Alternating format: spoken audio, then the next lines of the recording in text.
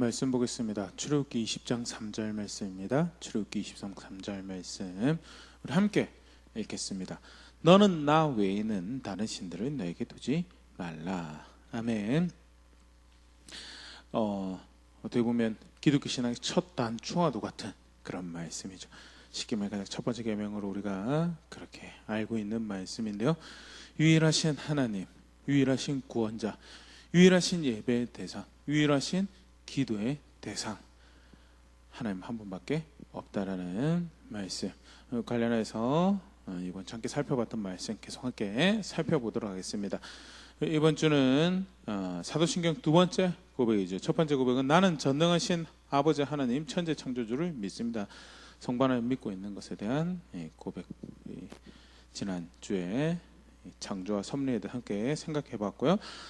이번 주는 그 두 번째 고백, 나는 그의 유일하신 아들 우리 주 예수 그리스도를 믿습니다. 예수님 믿는다라고 하는 고백과 관련해서 예수님을 믿는다고 할 때 유일하신 아들 예수 그리스도를 믿는다, 의미가 무엇인가 간략하게 함께 생각해 봤는데, 먼저는요, 예수님 이름 자체가 의미하는 것처럼 구원자, 유일하신 구원자를 믿는 거다는, 예수님을 구원자라고 지칭한 것이 무슨 의미를 가지는가 할 때 우리 두 가지로 살펴봤습니다. 먼저는 성경에서 가르치고 있을 때 예수님은 구원자라고 하지만 성경은 삼위의 하나님이 구원 사역을 이끌어 가시는 한 하나님이시다라고 그렇게 가르치고 있는 부분에서 비록 성자를 구원자로, 그가 구원을 베푸시는 분이라고 표현을 합니다. 그럼에도 불구하고 그것이 성자만 구원의 하나님이 되는 그런 이해를 가르치고 있지는 않죠. 성부께서 구원의 계획을 세우시고 그 뜻을 정하시고 예정하신 것을 이루어 가시고요.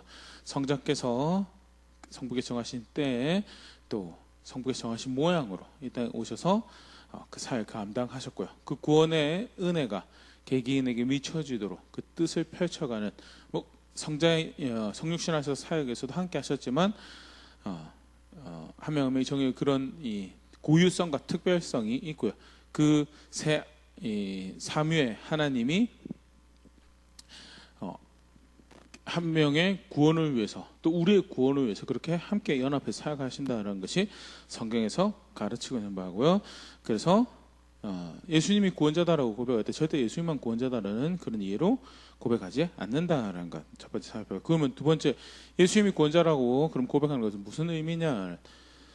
삼위 하나님께서 구원 사역을 펼쳐 가시는데 예수님께서 행하시는 그 사역의 특수성에 대해서 이제 지칭하는 거죠. 성부 하나님, 성자 하나님, 성령 하나님, 한 하나님으로서 삼위 하나님이 우리의 구원을 이루어 가신 사역을 하시는데, 그 중에서 성육신 하셔서 오신 분은 성자 예수님이셨고, 고난 받으시고 십자가에 죽으셨던 분도 예수님이셨고, 부활하셔서 승천하시고 그렇게 해서 소망이 있음을 확인하신 분도 예수님이시고, 다시 오셔서 우리의 구원을 완성하실 약속을 주신 분도 예수님이시고, 그런 측면에서 그 구원 사역의 그 특수성, 구원자로서 전면에 나셔서 하나님 뜻을 이루어 가셨던 그 특수성을 이야기하는 표현으로 예수님이 구원자다라는 표현을 사용하는 거예요. 디모데전서 2장 5절에서도요, 하나님은 한 분이시오, 또 하나님과 사람 사이의 중보자도 한 분이시니 그 사람이신 그리스도 예수라, 분명하게 보여주죠. 구원을 베푸시는 하나님이신데 중보자가 한 분이시, 이 구원 사역이 굉장히 예수님과 하신 특수성이고요. 그런 측면에서 그가 구원을 베푸신다 또는 구원자다라고 일컬어지는 부분에서, 그래서 우리가 지난 시간 살펴봤던 부분들 좀 더 보면요, 그를 유일하신 구원자라고 그럼 부를 때, 그렇게 예수님 구원자 되시는 것은 성경에서 가르치는 부분으로 하긴 했는데, 유일하신 구원자라고 할 때 그것은 무슨 의미를 가지고 있는가? 먼저 우리가 처한 문제에 대한 유일한 해답이다라는, 그 문제가 뭐길래 그 유일한 해답이 되는가? 죄라는 문제죠. 로마서 5장 19절, 한 사람이 순종하지 않으므로 많은 사람이 죄인이 된 것 같이 한 사람이 순종하심으로 많은 사람이 의인이 되리라. 인류 시조 첫 번째 사람, 대표로서 그가 죄를 범하였고 그로 인하여 사망이 온 인류에게 미쳐지고, 성경에서는 사실 그렇게 가르치죠. 사람은 태어나서부터 죽음을 향해서 다람쥐를 하고 있다. 그 주 존재 자체가 하나님 앞에 율법의 저주 아래 살아가는 그런 하나님 법 앞에 저주 아래가 살아가는 존재로 그렇게 여겨지고요. 태어나자마자 뭐 생물학적으로는 성장, 뭐 성숙 이런 시기가 사실은 성경에서는요 결국 죄의 저주 아래 또 마귀의 종된 자리에서 죽음을 향해 죽음의 종된 자리로 살아가다 결국 그렇게 영원한 형벌로 떨어지는 자리, 그게 우리 문제고요. 누가 과연 거기서 구원해 줄 수 있는가? 예수님밖에 답이 없다는 그런 측면에서 예수님 유일하신 구원자가 되고요. 사실 이렇게 조금 동일한 문제에 또 조금 다른 측면에서 또 접근해 보면요, 그 문제를 해결할 자격이 능력이 누군가 있는가? 만들어진 사람에게 또는 함께 살아가고 있는 이 만들어진 피조 세계에서는 그 문제를 해결할 그런 가치를 또 능력을 지닌 존재가 또는 것이 하나도 없더라라는 것이 성경에서 가르치고 있는 거고요. 유일하게 그 문제를 해결할 수 있는 자격을 가지시고 또 가치를 가지시고 계시니 예수님이시죠. 고린도후서 5장 21절 하나님이 죄를 알지도 못하신 이를 우리를 대신하여 죄로 삼으신 것은 우리로 하여금 그 안에서 하나님의 의가 되게 하려 하심이라. 우리가 죄인으로 죄로 담당해야 될 책임을 대신할 수 있는 그런 존재가 누구였느냐? 예수님. 그래서 사람으로 오셨고요. 그래서 하나님으로 오셨고요. 하나님이시자 사람인 완전한 하나님이시며 완전한 사람으로 오셔서 그래서 죄인인 우리의 죄를 대신해서 보상에 이 우리가 행한 악에 대한 보상을 감당하실 수 있는 그렇게 우리의 구원자가 되시는 예수님이셨고요. 더불어서 죄를 범한 우리가 그 예수님 보상하심과 그의 보증 안에서 새 사람으로 살아갈 수 있는 새로운 존재가 이전에 망가뜨렸던 관계를 똑같은 방식으로 살아가면 똑같이 파괴하는 그런 자리가 아니라 이제 그리스도 안에서 예수님 안에서 그 중보자의 인도와 도움 아래서 화목하고 축복된 관계 안에 살아갈 수 있도록 은혜를 베푸시는, 그게 이제 고린도서 5장 17절 그런 즉 누구든지 그리스도 안에 있으면 새로운 피조물이라 이전 것은 지나갔으니 보라 새 것이 되었도다. 그런 능력을 가지시고 그런 자격을 갖추시고 그렇게 해서 문제를 해결하실 수 있는 유일한 구원자가 된다는 측면에서 예수님이 유일한 구원자가 되시고요. 무엇보다도 성경 안에서 세상을 만드시고 그 역사를 펼쳐가시는 주인이 그 유일한 구원이 되시는 하나님이 보내신 유일한 구원이라는 측면에서 예수님이 유일한 구원자죠. 그 말고는 다른 구원을 우리에게 주신 적이 없다는 사도행전 4장 12절 다른 이로서는 구원을 받을 수 없나니 천하 사람 중에 구원을 받을 만한 다른 이름을 우리에게 주신 일이 없음이라 하였더라. 그래서 예수님이 유일하신 하나님의 아들 또 유일하신 그리스도 유일하신 구원자라고 성경에서 가르치고 있고요. 이제 사도신경에서는 그렇게 요약을 해서 이렇게 가르치고 있는데요. 우리가 지난 시간에 그러면 성경에서 가르치는 유일하신 구원자를 아는 신앙에서 간략하게 우리가 살펴봤습니다. 사실 성경 처음부터 그런 신앙을 가르치죠. 하나님 한 분이 유일한 구원이다. 그를 신뢰하고 그의 말씀을 존중하고 살아가는 것이 그 구원자를 아는 신앙인데, 사실은 이제 이스라엘 역사가 대표적으로 구약의 이스라엘 역사가 사실 그 신앙을 실패한 선택의 반복의 역사였고요. 실제 그들의 반복된 실패는 단순히 그들의 실패가 아니고 우리 또한 사람으로 살면서 그렇게 실패할 수 있다는 것을 또 보여주는 반증이고요. 실제로 하나님을 유일한 구원자로 그가 보내신 예수님 유일한 구원자로 아는 신앙이 무엇인가, 여러 말씀 찾아볼 수 있겠지만 시편 73편 25절에서 28절 하늘에서는 주 외에 누가 내게 있으리오 땅에서는 주밖에 내가 사모하리 없나이다. 내 육체와 마음은 쇠약하나 하나님은 내 마음의 반석이시오 영원한 동기신이시라. 그게 하나님을 유일한 구원자로 예수님 유일한 구원자로 아는 신앙의 모습이죠. 하늘 위에 또 땅에 하나님밖에 없습니다. 나의 최고의 기쁨이요 최고의 만족이요 내가 바라는 최고의 행복입니다 라는 고백. 그게 유일한 구원자로 예수님을 아는 거고요. 27절 계속 보면 무릇 주를 멀리하는 자는 망하리니 음녀같이 주를 떠난 자를 주께서 멸하셨나이다. 하나님께 가까이함이 내게 복이라. 내가 주 여호와를 나의 피난처로 삼아 주의 모든 행적을 전파하리이다. 그래서 하나님을 가까이하는 것이 어떻게 해서든 그를 가까이하는 선택들을 내 일상 걸음걸음에서 만들어가는 것이 그것이 나의 행복입니다라고 그게 내게 복입니다라고 고백하는 것이 사실은 유일하신 구원자를 아는 신앙의 대표적인 모습이죠. 그래서 이렇게 우리가 예수님 유일하신 구원자다라는 것에 대해서 계속 이번 주 살펴봤는데요. 관련해서 하이델베르크 요리문답 30문답 오늘 마저 함께 살펴보겠습니다. 질문 먼저 보면요. 그렇다면 자신의 구원과 복을 소위 성인에게서 혹은 자기 자신에게나 다른 데서 찾는 사람들도 유일한 구주이신 예수를 믿는 것입니까? 답, 아닙니다. 그들은 유일한 구주이신 예수를 말로만 자랑하지만 행위로는 부인합니다.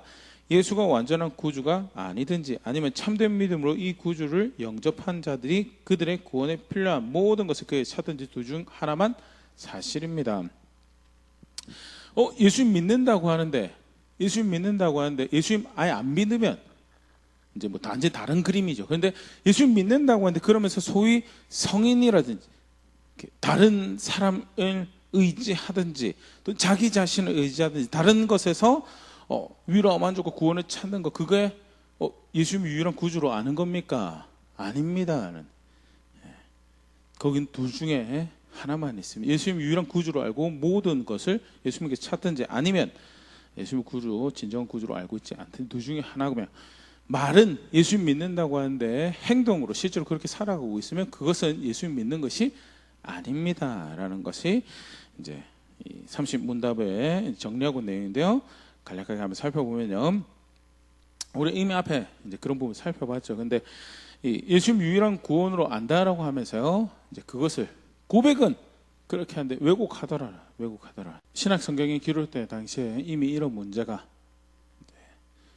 교회에 발생을 했고요. 어떻게 보면 뒤에 서신서, 신약 성경의 서신서 내용들 대다수 사실 이 부분에 대해서 교정하고 바른 이해를 이제 알려주기 위한 그런 목적으로 기록된 것인데요. 대표적으로 이제 크게 이제 두 가지 문제를 한번 보면요. 먼저는 자기 자신을 의지하는 것입니다. 갈라디아서 2장 21절 내가 하나님의 은혜를 패하지 아니하노니 많이 의롭게 되는 것이 율법으로 말미암으며 그리스도께서 헛되이 죽으셨느니라. 자기 자신을 의지하는 대표적인 모습이죠. 내가 뭔가를 해서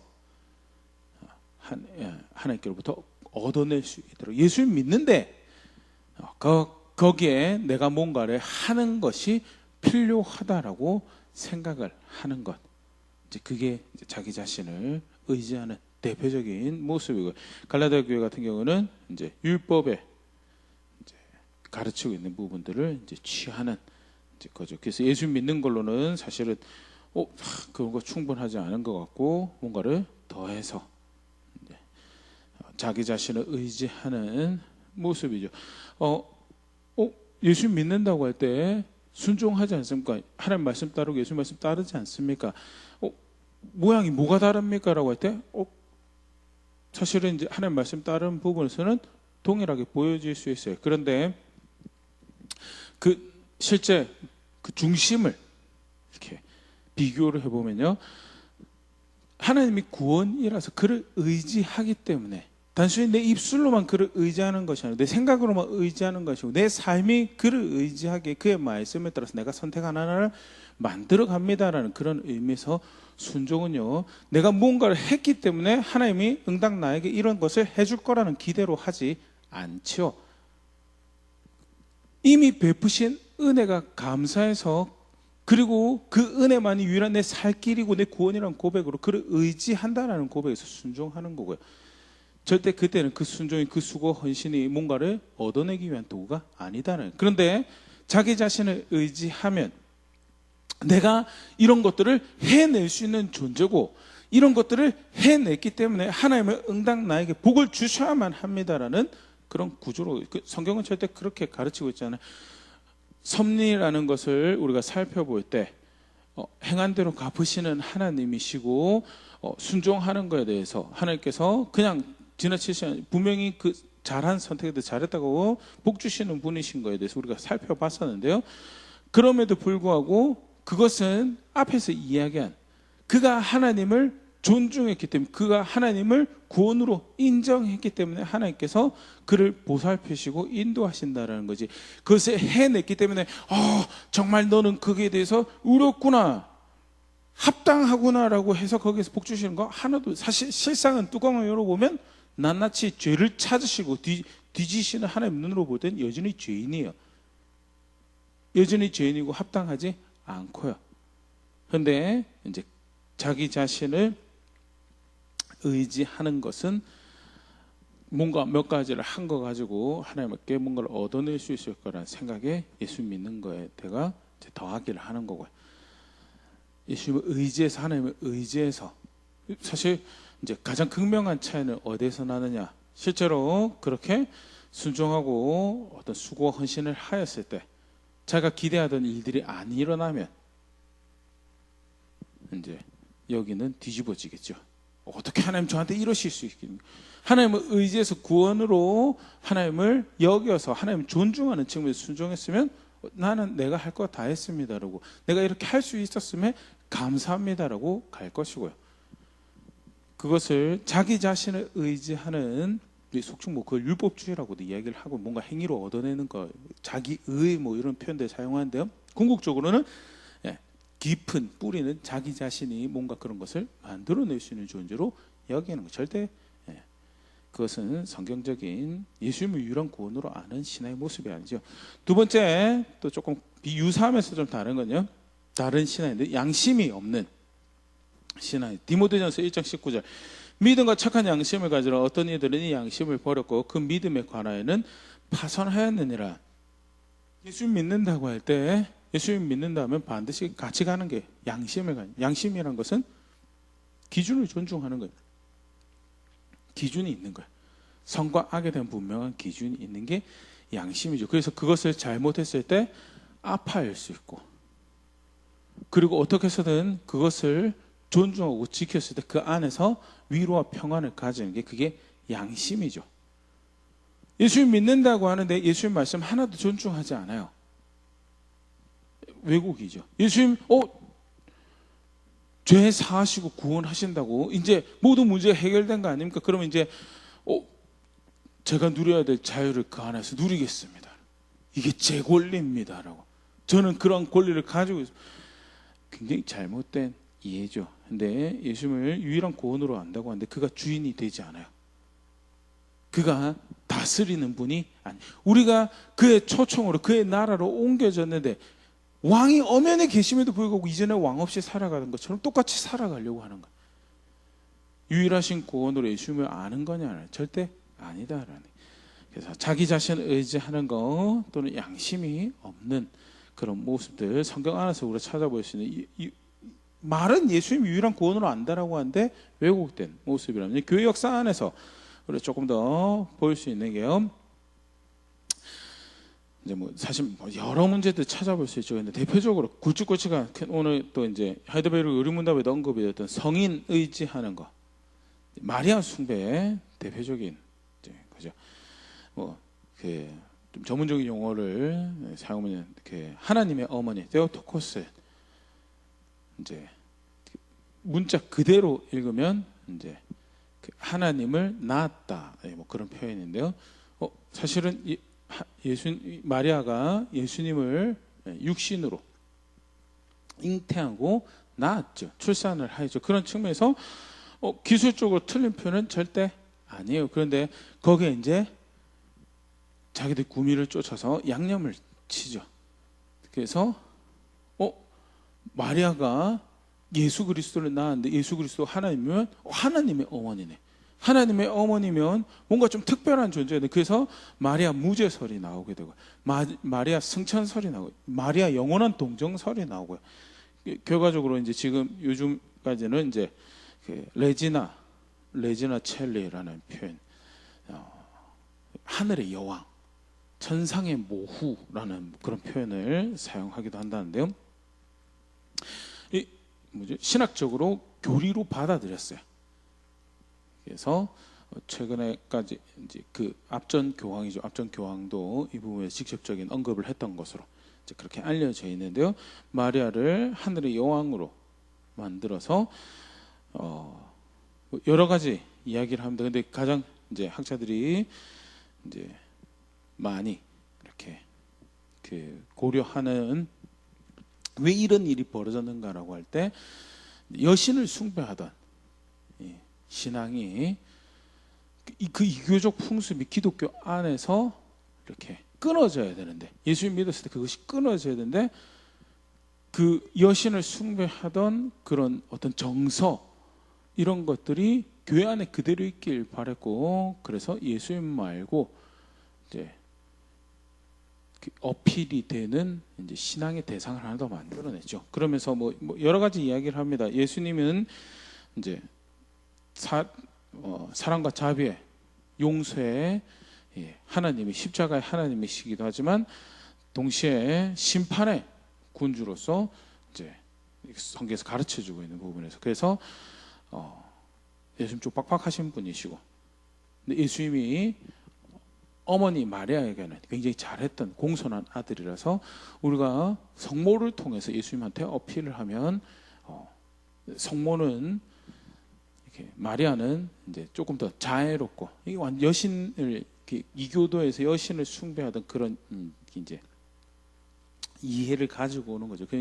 결국 궁극적으로 자기 만족인 거예요. 자기 만족. 그런 일종의 어머니 같은 여신을 섬기면서 그 종교적 이 감수성을 만족시키는 그런 이제 근거가 그런 기원으로 만들어진 것이 아닌가 이제 그렇게 학자들이 추정을 하는데 왜 이런 이교도적인 풍습 교회 안으로 들어왔는가라고 할 때 이제 그런 이야기를 합니다. 근데 지금까지 이제 마리아 숭배 열심히 하죠. 자기들은 이제 숭배를 안 한다고 하는데 존경하는 것이 숭배하는 것이 아니다라고 하는데 기도의 대상이 되고 있는 것은요. 부인할 수가 없고요. 또 좀 전에 이야기 드렸던 천상의 모후라라고 하늘의 여왕이다라고 표현되어진 단어는요. 굉장히 놀라운 표현이죠. 여담을 얘기 들으면 구약에서 하늘의 여왕이라고 불려진 존재는 다 이제 우상에 관련된 존재들, 아스타롯 이런 존재들 이제 그렇게 표현되었는데요. 교회 안에서 신앙의 대상으로 그렇게 여겨진다는 게 제가 엄청난 왜곡이죠. 또 성인 숭배가 뭐 수호 성인 같은 거, 성인 숭배 같은 경우도 옆에서 이야기할 때는 우리는 존경하는 거지 숭배하는 게 아니다라고 하는데 분명히 수호 성인이라는 그런 개념이 존재를 하거든요. 수호 성인께서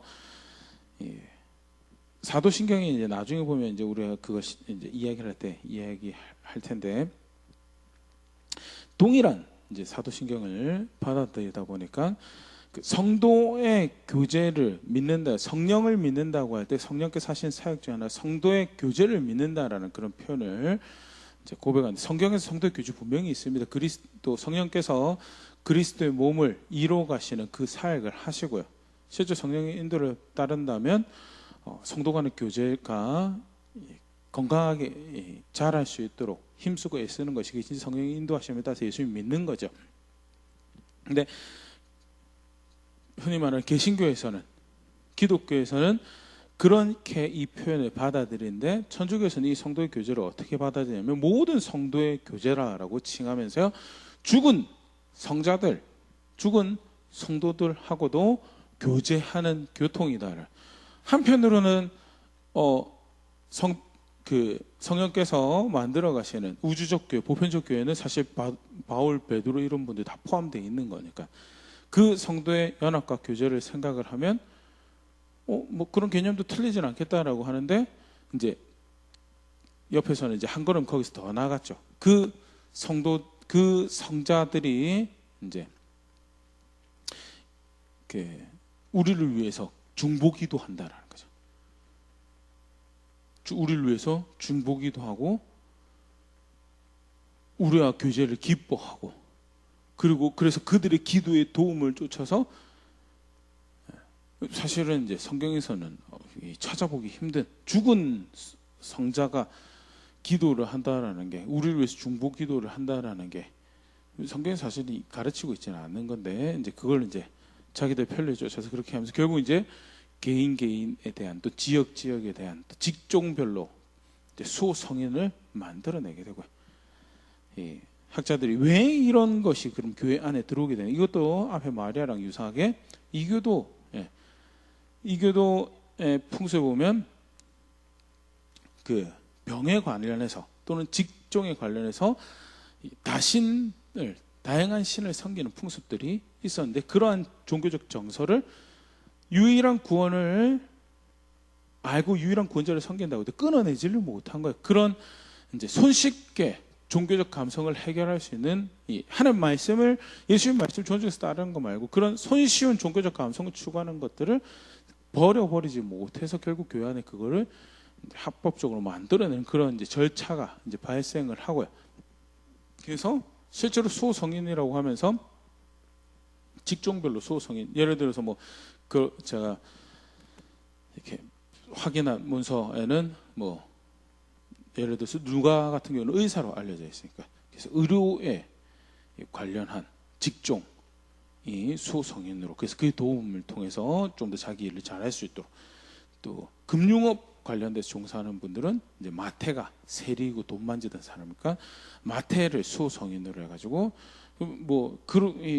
또 병에 따라서 관련된 이 수호성인들이 있어 그에게 이 도움을 요청하고 그러면 그가 이제 하나님 앞에서 보시기에 좀 더 바른 삶을 살게 되면 그의 기도를 하나님이 더 받아주시고 내 기도랑 그의 기도가 합해져 가지고 내가 원하는 바를 이루어 줄 거야라는 게 앞에서도 얘기했지만 이교도가 병별로 직종별로 다양한 문제거리에 해당하는 그 신을 찾아가서 공양하고 그 신을 움직여서 내 문제를 해결하려고 시도했던 그런 종교적 감성을 충족시킨 결국 자기 만족이 주인이 돼서 신앙을 만들어내는 건 뭐가 다른 건가 하는 그런 측면에서 성인 숭배도 결국 이교도적인 성경적인 신앙이 아니고요. 예수님 믿는다고 하는데 결국 예수님 믿는다 기독교 껍데기 안에 이상한 이교도를 짬뽕시켜서 그렇던 신앙을 만들어낸 성물 숭배 마찬가지죠. 성물 숭배, 성지 숭배. 성지 순례 나쁜 거 아닙니다. 성지 순례 나쁜 거 아닌데 성지 순례를 이제 성지 숭배처럼 해버리면요. 절대 시내산 중요한 역사적 상황을 담고 있는 유적지죠. 또 뭐 갈릴리 바닷가도 그렇죠. 그런데 절대 그렇기 때문에 예수님이 내가 거기서 배 타고 사역했기 때문에 잘 보존해서 거기 오면 나의 영성을 뭐 내가 엑스트라 은혜를 더 주고 절대 그런 식으로 예수님 가르치지 않으세요. 갈릴리 바다 평생 한 번도 안 가보고도 전혀 예수님의 문제 하나도 없어요. 그럼에도 불구하고 기회가 생기면 한 번쯤 가보고 싶다라는 관심을 가지는 것은 성경을 좀 더 입체적으로 좀 더 실감나게 읽을 수 있는데 도움이 될까 해서 가는 거죠. 그런 측면에서 참고로 하는 거지. 그게 신앙을 절대 아니고요. 절대 하나님 말씀을 어떻게 하면 좀 더 입체적으로 이해하고 실감나게 이해할까라는 측면에서 접근하는 거죠. 성지가 숭배하는데 근데 성지를 숭배를 했죠. 그래서 그걸 위해서 열심히 돈도 끌어모으고 싸움도 하고 했던 게 대표적인 게 십자군 전쟁이고요. 성물 숭배도 마찬가지고요. 아주 대표적인 왜곡을 만들었던 예수님 유일한 구원으로 고백한다고 하는데 이런 식으로 할 수 있다는 그들만의 문제인가? 절대 그들만의 문제가 아니라 내가 그렇게 할 수, 우리가 그렇게 할 수 있다는 거예요. 손쉽게 어떤 종교적 감성, 내 종교적 느낌을, 종교성을 만족시키려고는 내가 뭔가 문제를 해결하고 싶은데 그거를 예수님 너무 바쁘신 것 같고 분명히 예수님을 유일한 구원이라고 따라가는 신앙은 예수님 말씀이 걸음걸음 결정해서 문제가 있을 때 사건이 있을 때 예수님 말씀이 기준이 돼서 걸음걸음 그게 양심을 써서 그렇게 따라가는 것이 그게 믿는다는 것과 동전의 양면처럼 돼서 걸음걸음 그렇게 고백하는 그를 의지하는 신앙인데 손쉽게 문제 해결하기 위해서 뭐 좀 영적으로 예민한 사람, 영적으로 뭔가 듣고 보는 사람들 쫓아다니면서 하는 거예요. 큰 의미에서 그게 목양적으로 도움이 된다면 그렇게라도 하는 것이 맞는 건가라는 고민은 해볼 수 있겠지만 절대 성경에서 그걸 신앙으로 그렇게 가르치고 있지 않아요. 네. 좀 전에 얘기했던 것처럼 우리도 손쉽게 그런 선택을 하죠. 열왕기하 18장 4절 히스기야 당시인데 그가 여러 산당들을 제거하며 주상을 깨뜨리며 아세라 목상을 찢으며 모세가 만들었던 노뱀을 이스라엘 자손은 이때까지 향하여 분향함으로 그것을 부수고 누수단위를 일컬었더라. 히스기야 당시까지 아직 모세의 노뱀을 신앙의 대상으로 여기고 있다. 이스라엘 백성이 유일하신 구원자 하나님을 믿는다면서 옛날에 그거 치료받았다더라고. 옛날에 거기 가면 그거 보면 치료받았다더라고. 어느 기도원 가면 치료받는다더. 어느 기도원 어디 가서 예배드리 문제 해결된다더라. 동일한 거죠. 절대 예수님을 유일한 구원으로 아는 신앙 아니다라는. 유일한 중보자가 예수님이라면 굳이 우리는 성인 숭배, 성자 숭배 안 한다고 하더라도 어떤 목사 숭배하고요, 어떤 은사자 숭배하고 과연 성인 숭배랑 다를 수 있는가? 이제 말씀 함께 살펴보면서 고민해봐야죠. 근데 우리도 쉽게 그런 식으로 흘러갈 수 있다라는 거예요. 그러면 성경에서 유일한 구원자를 향한 신앙을 어떻게 가르치고 있는가? 신명기 구약의 경우죠. 유일하신 구원자 하나님. 신명기 10장 12절 13절 이스라엘아 너의 하나님 여호와께서 내게 요구하시는 것이 무엇이냐? 곧 너의 하나님 여호와를 경외하여 그의 모든 도를 행하고 그를 사랑하며 마음을 다하고 뜻을 다해 내 하나님 여호와를 섬기고 내가 오늘 너의 행복을 위하여 너에게 명하는 여호와의 명령과 규례를 지킬 것이 아니냐는. 하나님 경외하고 하나님 사랑하면서 결국 그것이 실제로 얼마나 경외하고 사랑하는지가 무엇으로 드러나는가? 하나님의 말씀을 따라가는 것으로. 그를 의지한다는 것이 어떻게 드러나는 그의 말씀을 따라 걸음걸음 살아가는 것으로 고백돼. 그게 유일한 구원자를 향한 신앙이더라. 신앙은 요한복음 14장 24절 예수께서 대답하여 이르시되 사람이 나를 사랑하면 내 말을 지키리니 내 아버지께서 그를 사랑하실 것이요 우리가 그에게 가서 거처를 구하 함께하라. 예수님만이 나의 유일한 중보자십니다. 구원자십니다. 제가 예수님을 사랑합니다. 예수님밖에 없습니다. 그러고 나가지고 문제 해결해 준다면 오만 대만 뛰어가요. 그래도 이게 목양적으로 그거라도 해가지고 그게 경험이 돼가지고 하나님을 향할 수 있으면 그거라도 해야 되나라는 고민은 있지만 성경은 그거 신앙이라고 가르치고 있어요. 뭐가 신앙인데 예수님 말씀 지키는 그 신앙, 그게 유일한 구원자를 신뢰하는 그 신앙. 바울이 그러잖아요. 빌립보 교회 편지하면서 감옥에 갇혀있을 때 궁핍한 거 가난한 거 전혀 문제. 내게 능력 주신 자에서 내 모든 거 할 수 있기 때문에 그게 나를 뒤흔들 수가 없다고. 그럼 나 뭐하러 하니? 예수님께서 내게 가르치신 거, 내게 명령하신 그거 따르는 거, 그게 지금도 여전한 나의 내가 추구하는 거, 내가 그것을 위해서 다름질을 끊이지 않길 원한다라고 고백하니 그게 바울이 고백하는 신앙이죠. 그래서 심지어는 이제 바울 같은 경우 특별히 복음을 전하는 측면의 사명을 이제 빌립보서 1장 같은 경우에 전해지는 것이 그리스도라면, 전해지는 드러나는 것이 예수님의 영광이라면 죽는 것도 내게 영광이지, 죽는 것도 내가 얻는 거라고. 예수님 말씀 지키는 것, 예수님 말씀 따르는 것이 그게 그를 의지하는 것, 그게 그를 유일한 중보자 구원자로 아는 신앙이다. 마태복음 7장 21절 나더러 주여 주여 하는 자가 다 천국에 들어갈 것이 아니오 다만 하늘에 계신 내 아버지의 뜻대로 행하는 자라 들어가리라. 그러면 그렇게 하면 경제적 문제 해결됩니까? 그러면 그렇게 하면 직장 문제 해결되면 결혼 문제 해결됩니까? 성경 그렇게 가르치고 있지 않습니다. 물론 그런 문제 해결하실 수 있는 하나님이시죠. 그러나 그게 더 이상 중요한 문제가 아니, 중요한 문제예요. 중요한 문제. 그럼에도 불구하고 더 큰, 더 놀라운, 더 기뻐해야 될 문제를 해결하신 구원자가 계시는 거예요. 그런 문제들이 여전히 산재해 있는 세상에 살고 있지만 더 큰, 더 궁극적 기쁨을 우리에게 주신 구원자가 계시고, 그래서 그 문제 앞에서도 그를 의지하는 걸음을 걸어가겠습니다라는 게 그게 유일한 구원자를 신뢰하는, 존중하는, 인정하는 신앙이다라는 거예요. 그래서 예수님을 유일한 구원자로 하는 신앙은요, 마태복음 28장 19절 20절 그러므로 너희는 가서 모든 민족을 제자로 삼아 아버지와 아들과 성령의 이름으로 침례를 베푸고 내가 너에게 분부한 모든 것을 가르쳐 지키게 하라. 볼지어다 내가 세상 끝날까지 너희와 항상 함께 있으리라 하시니라. 분부한 모든 것을 가르치고 그것을 지키는 것이 그게 아버지와 아들과 성령의 이름으로 구별된 백성이 해야 될 신앙이다라는 거예요. 그리고 제자는, 예수님의 제자는 그렇게 나아가서 복음을 나누고 전하고 그렇게 해서 예수님의 제자를 만드는, 그렇게 걸음걸음 걸어가는 게 예수님 제자다라는 거, 그게 예수님 믿는 거다라는. 그때 중요하죠. 요한계시록 22장 18절 19절. 내가 이 두루마리 예언의 말씀을 듣는 모든 사람에게 증언하노니 만일 누구든지 이것들 외에 더하면 하나님이 이 두루마리에 기록된 재앙들을 그에게 더하실 것이요 만일 누구든지 이 두루마리 예언의 말씀에서 제하해버리면 하나님이 이 두루마리에 기록된 생명나무와 및 거룩한 성의 참여함을 제하여 버리시리라. 자기 마음대로 더하거나 빼면요, 그러면 똑같은 결과를 만들어내게 될 것입니다.